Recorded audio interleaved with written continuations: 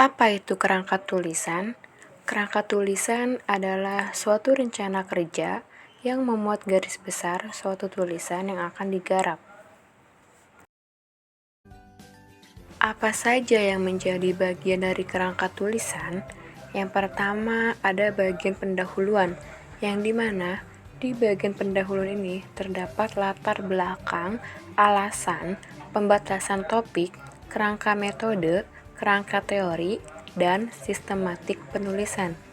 Yang kedua ada bagian isi, yang dimana dalam bagian isi ini terdapat menyusun gagasan dan pembahasan secara sistematis.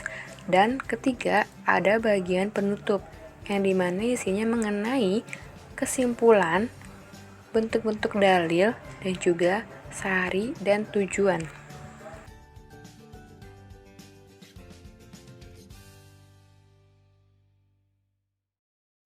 Apa saja yang menjadi manfaat dari kerangka tulisan dalam proses menulis? Ada 4 manfaat yang terdapat pada kerangka tulisan. Yang pertama, yaitu tulisan dapat disusun secara teratur. Yang kedua, tidak mengalami pengulangan.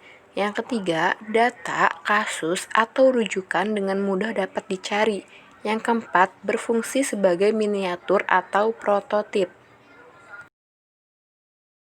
Apa syarat untuk menghasilkan kerangka tulisan yang baik?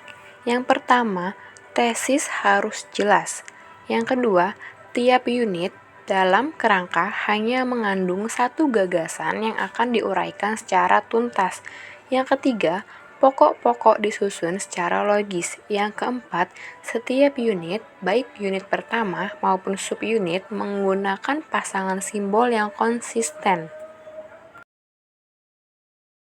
Bagaimana langkah-langkah dalam menyusun kerangka tulisan? Ada 5 langkah. Yang pertama yaitu merumuskan tesis. Yang kedua, menginventarisasi gagasan bawahan. Yang ketiga, mengevaluasi semua gagasan.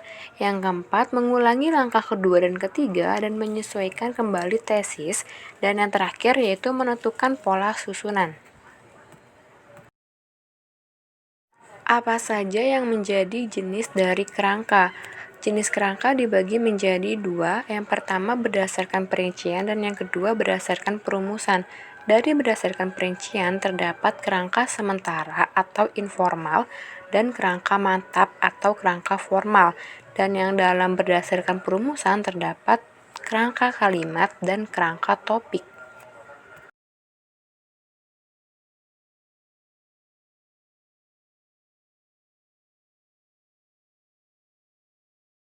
Jenis tulisan. Apa saja kategori karya tulis? Yang pertama ada fiksi. Fiksi merupakan karya sastra hasil rekaan penulis berdasarkan realitas di sekelilingnya. Sedangkan yang kedua non-fiksi merupakan rangkaian fakta hasil pemikiran, gagasan, peristiwa, gejala, dan pendapat penulis. Sebuah karya ilmiah adalah karya tulis non-fiksi. Apa saja jenis tulisan dalam laras ilmiah? Yang pertama ada eksposisi atau paparan, yang kedua argumentasi atau bahasan, yang ketiga narasi atau kisahan, yang keempat ada deskripsi atau perian. Eksposisi membahas mengenai pencerapan alat indera dan juga penggalian referensi. Argumentasi berhubungan dengan pendapat pribadi yang logis dan juga kritis. Narasi berupa cerita, pengalaman, atau observasi dan juga yang kronologis.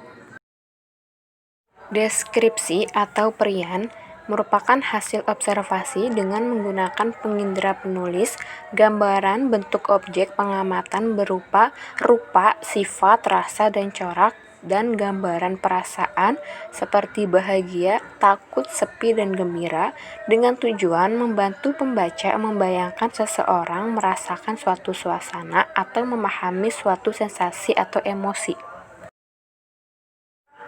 Jenis-jenis deskripsi.